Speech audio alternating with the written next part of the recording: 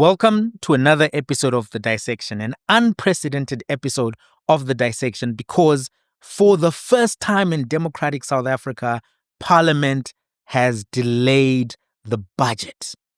And this has had an impact on the Rand. The Rand has weakened significantly following this unprecedented cancellation of the budget speech, a cancellation which highlights the cracks within the government of national unity. The budget speech was cancelled at the 59th minute, 59th second of the 11th hour, following disputes about tax hikes, which we're going to talk about. And this marks the first time in democratic South Africa that the budget speech is delayed. And inevitably, this has sent the markets into a panic mode. It's unclear where the Rand will end up. But at the time of my recording, the Rand had weakened within the space of an hour from 18.33 to the US dollar to 18.58 to the US dollar. And it could end up far worse. It could stabilize. But as things stand, this unprecedented move is sending shockwaves throughout the markets, investor circles, around the world, because what markets and investors want above all else is policy certainty and stability. The GNU was supposed to deliver on that. It was supposed to be as stable as pap. No flavor, no theater, no drama, just pap. You eat it, you get your carbs, you get umkaba, but that's what it was supposed to be. And now this GNU is turning out to be the spiciest chakalaka in a Durban curry. You don't really put a chakalaka in a Durban curry, but you get what I'm trying to say. It is turning out to be the spiciest biryani chicken ever delivered. This budget, the first budget of the GNU, has gone off the rails. This was not supposed to happen. This was not the promise. The MK and the EFF with the ANC were supposed to be the ones who are the agents of chaos, the agents of all of this. But now, under President Ramaphosa, under John Steenhuisen, under Helen Zille, this has happened. So here was the announcement. This is what was announced in terms of the delay of the budget. I have just had a consultation with all the whips of parties following a consultation with the leader of the government business. In terms of Rule 48, subsection 2, we have decided to adjourn proceedings for a date to be determined by the programming committee. This is in accordance with Rule 10. Honorable members, before we started the session, we were informed by the leader of government business, as it is the process in terms of the communications between ourselves and the executive, that while today we've been gathered here to actually have the Minister of Finance presenting the budget to this august house, that there has not been agreement in terms of parties in the executive to actually find one another in proposals of the budget. And the executive therefore decided, as some of you already know, and as your whips have said in our discussion, some things that have already been on the media about where there are possible increases and where different parties, as well as members of the communities' perspective on those proposed increases were saying. And Cabinet therefore decided not to come and do a presentation of the budget and allow themselves enough time to relook at the budget and come back to this house in March at the time at which they will inform us. So let me explain everything that you need to know about the fiscal framework and about the budget so that you have an understanding of the significance of this moment in case you haven't been following this stuff. But if you followed it before, it's fine. I'm going to give my commentary towards the end of the video, but let me go through the basics at this particular part of the video. So the fiscal framework sets out the government's revenue and spending projections. It takes into account the economic outlook and it forecasts the budget balance for the next 3 years. If spending exceeds revenue, the government has a budget deficit, which must be financed by borrowing. When the government borrows money, it issues a bond, which entitles the holder to interest payments referred to in the budget review as debt service costs.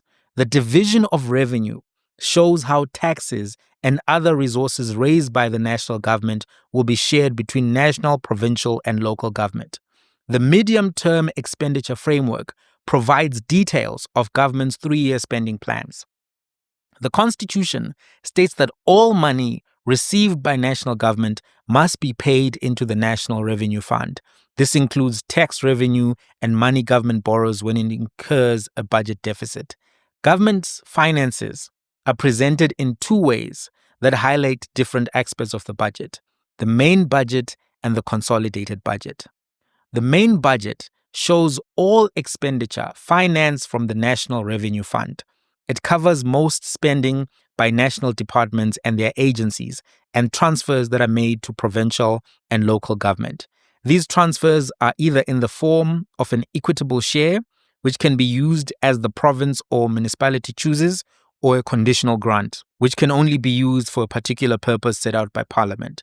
In general, money can only be withdrawn from the National Revenue Fund with parliamentary approval. Parliament votes on proposed appropriations for each government department. Exceptions to this rule are called direct charges withdrawn from the National Revenue Fund in terms of the Constitution or legislation. Examples include the provincial equitable share allocation and interest payments on government debt. So the delay of the budget delays all of these processes. Parliament approves the budget after a debate. So the minister presents the budget. Parliament debates, etc., then approves that budget, and then the processes go on.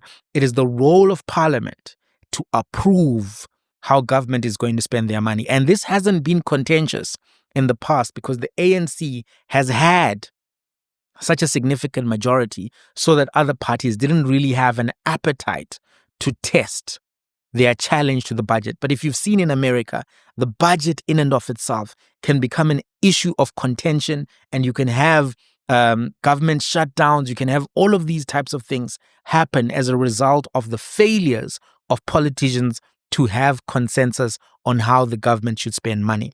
The budget in and of itself, the approval thereof, is a key part of accountability by Parliament over the executive. So let me give some comments right now. The Democratic Alliance and the ANC do not see eye to eye on economic policy. And this was always the poison chalice in the middle of the GNU negotiations and the statement of intent and this DA and ANC coalition. The question that was asked last year: you guys disagree on ideology. You guys disagree on fiscal strategy. How are you going to come together and maintain this coalition? They said, don't worry about it. Close your eyes and pray to God. You'll see what happens. People closed their eyes. Many people closed their eyes. But some people kept their eyes open and said, how is this going to work? And now we are seeing the risks, the very significant risks that are caused by having ideologically opposed entities in a coalition of this nature.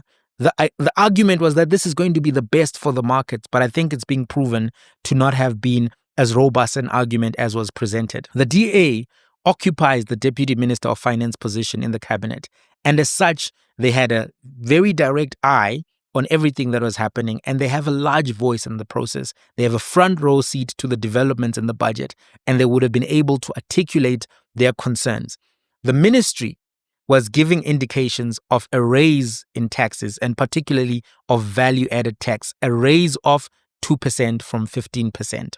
The last time that Treasury hiked the value-added tax, the VAT rate, was in the 2018-2019 budget when Finance Minister Malusi Gigaba increased it from 14% to 15%. And that was something that was not even embraced at the time.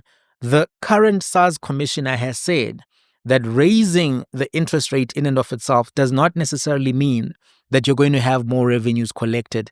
And the direct impact to consumer is that goods and services were going to become more expensive. That was going to be the direct cost of living was going to become. Cost of living is already exorbitant.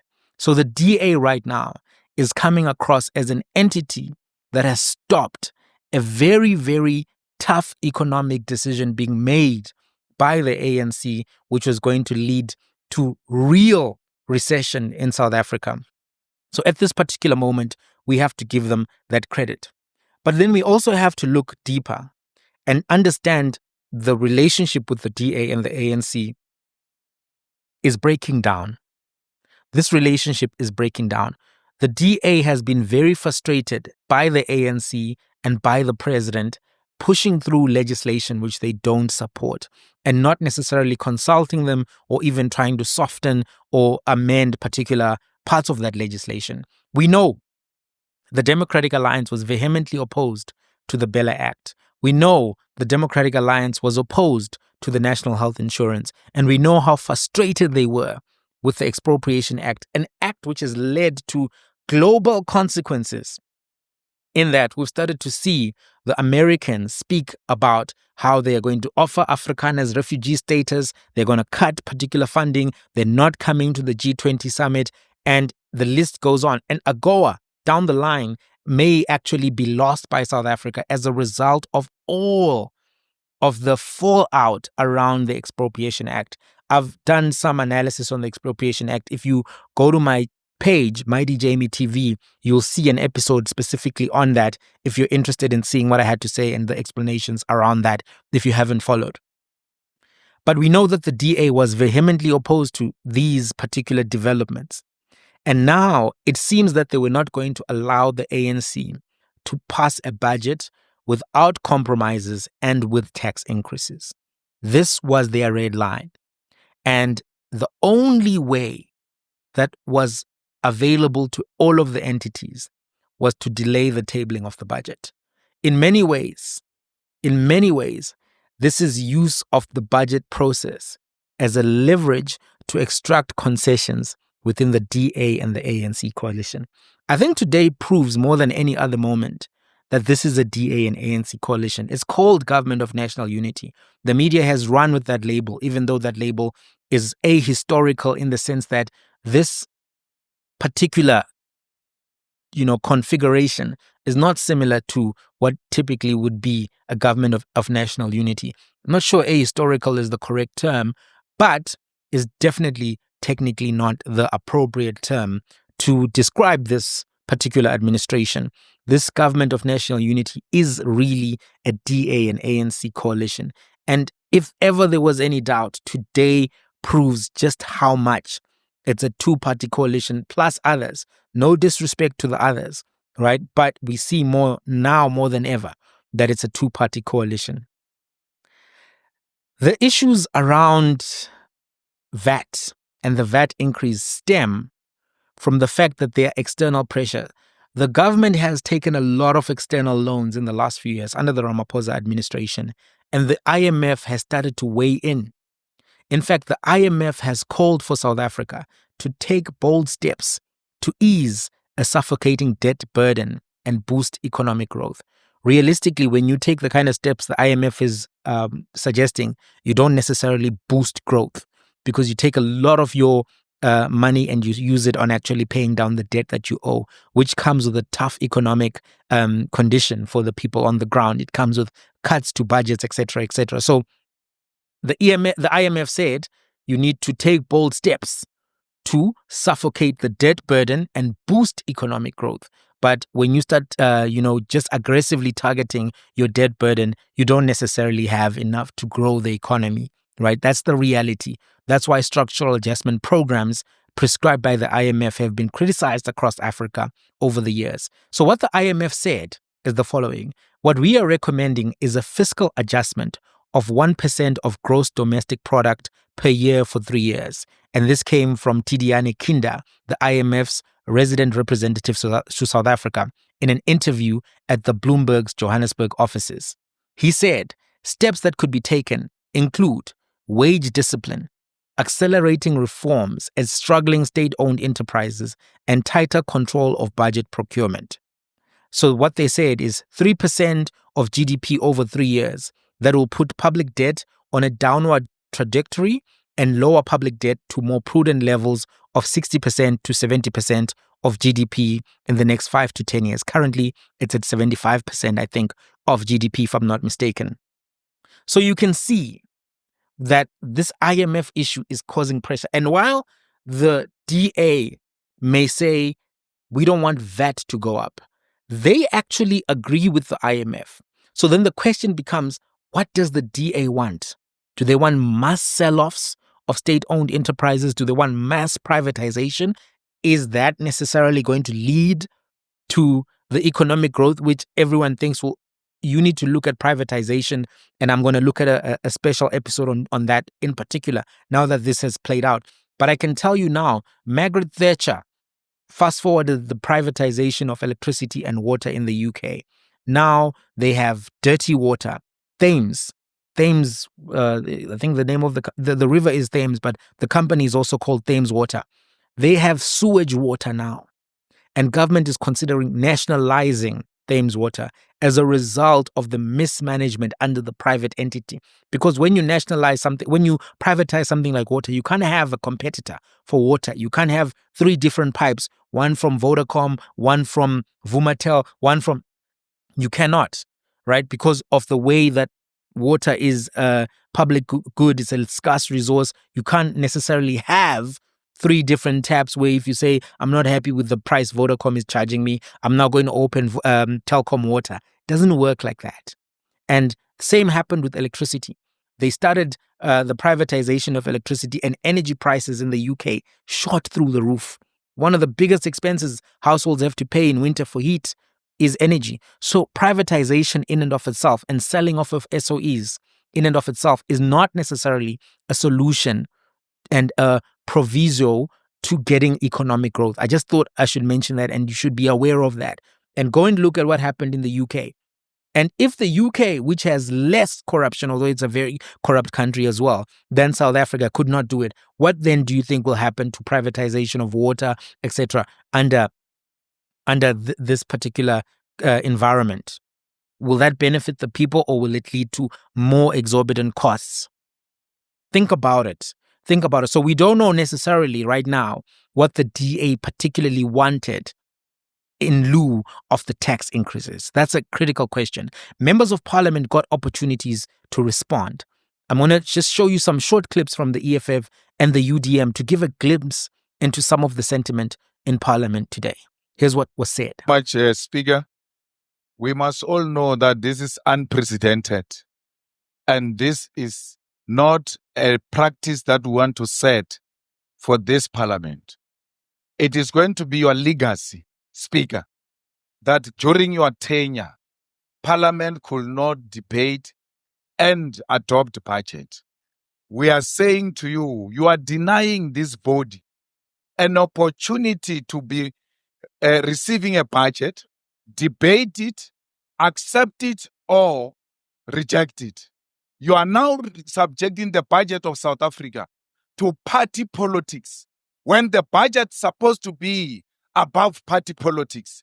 Let the budget be presented here and let Parliament decide that this is the decision that we are taking as Parliament, or whether to accept or not.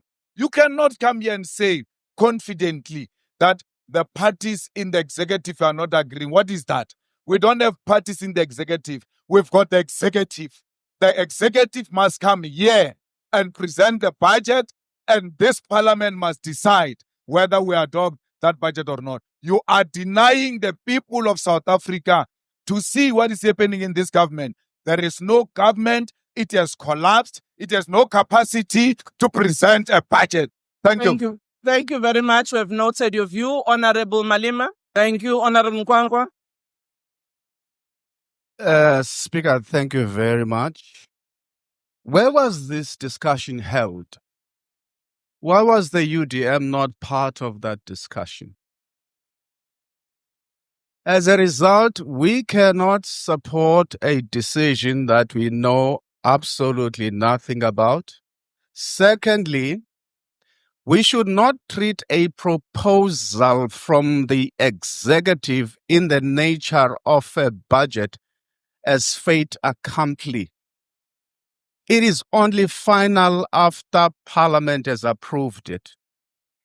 It is therefore logical, if the minister was going to table a proposal, that the proposal should have been tabled here for Parliament to consider.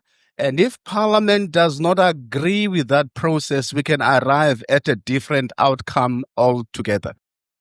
Thank you. Well, I must say, I'm very surprised that the UDM in particular was not informed, because the UDM sits within the Government of National Unity. And this, I think, shows that the differences of opinion in terms of the budget are really between the African National Congress and the Democratic Alliance. If ever there was any sort of circumstantial evidence that we could work around or work on, I think this particular statement by the UDM in Parliament is proof positive that this was a DA and ANC dispute.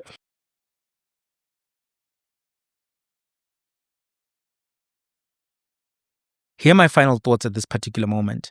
This is a developing story, and many things could change in the coming hours and days around the value of the rand and even the negotiations.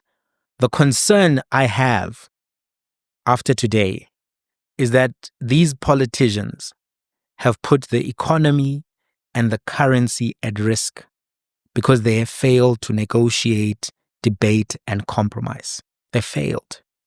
This is a result of egos. This is a result of lack of emotional intelligence. This is a result of, playing chicken, the game of chicken. What is it called? Mexican chicken. Standoff. Mexican standoff with each other. And no politician should get comfortable with doing this type of a thing, particularly in a developing economy, in an emerging market where those particular nations are more susceptible to market dynamics affecting the currency. America can sometimes afford to do this because they're America, right? It's a dysfunctional government there in America. That dysfunction now has manifested in South Africa, and it's a concern. Bona fide leaders should have resolved this dialogue long ago and not brought South Africa to its knees like this. The first time in 31 years. This is unprecedented, and it's a calamity. The fact that it has even happened has now opened the floodgates for it to happen again and again and again. Think about what that means down the road. President Ramaphosa is going to leave. At some point, John Steenhuisen is going to leave, DA. But this tactic has now been introduced into South African politics. The budget is now a political football. That's a concern.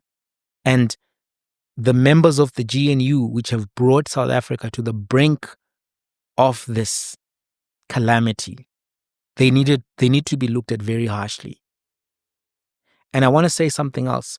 The media has not worked hard enough to actually hold this Government of National Unity, DA-ANC coalition to the right level of scrutiny. The GNU has benefited from the media treating it as perfect, treating it as kumbaya, when there were reasons for more robust scrutiny, even in the build-up to this particular budget. Ministers don't take media interviews. The president doesn't take media interviews frequently. Look at how many media interviews Donald Trump and Elon Musk have done in the last 30 days versus President Ramaphosa or the Minister of Finance or anybody to that effect. They consistently keep things to their chest. They're not putting the public into confidence. And this is the public's money. All of this is done on behalf of the public. They are public representatives, whether they're in executive or parliament or wherever they may be. They're not, chiefs and kings and CEOs. But the media sometimes treats them that way. the level of deference, I think, has not adequately prepared everyone for everything that has happened here. Some of us have been saying that there needs to be scrutiny, more robust scrutiny. I hope that this is a moment also for the media to reflect. The lack of a medium-term strategic document when it was promised last year was already a major sign of the divisions in the cabinet. I raised it last year. I said, how are we getting a midterm budget policy speech without there being a consensus on fiscal strategy in the cabinet? And I thought that the media would ask those questions as well. But they didn't want to, offend anybody. They often don't want to give any ammunition to MK and EFF to the detriment of the public. Because at the end of the day, the public matters more than MK, EFF talking points. You have to be able to look hard at the product that's on the table and speak honestly about it. And I don't think the media has done that. I really don't think the media has done that. Guys, I don't know what you think. I don't know what you think about everything that's played out. But this is unprecedented. Let's have a conversation. Did the DA save the day? I saw Clement Manyathela saying they saved the day because they prevented the VAT increase. I half accept that. I would like to hear from them what they wanted. I'd like to see their alternative proposals so that we can do a comparative analysis before jumping into clapping hands for anybody. Because really, at this point, I feel that there's not the right level of maturity. This should not have come to this point. And I feel that these ministers and deputy ministers and whoever else had a disagreement needed to bring the public into their confidence much earlier, not now. This, I really think, is something that really deserves more scrutiny from everybody. But let's have a conversation in the comments. See you in the next episode.